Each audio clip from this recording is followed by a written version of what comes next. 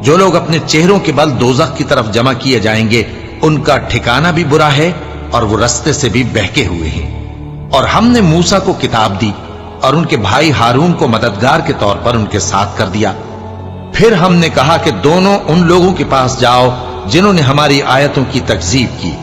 آخر ہم نے ان کو پوری طرح ہلاک کر دیا۔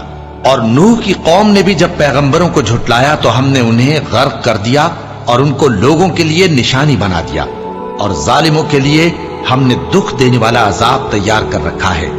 اور عاد اور سمود اور کنویں والوں اور ان کے درمیان اور بہت سی جماعتوں کو بھی ہلاک کر دیا، اور سب کے سمجھانے کے لیے ہم نے مثالیں بیان کی، اور نہ ماننے پر سب کو تہس نہس کر دیا۔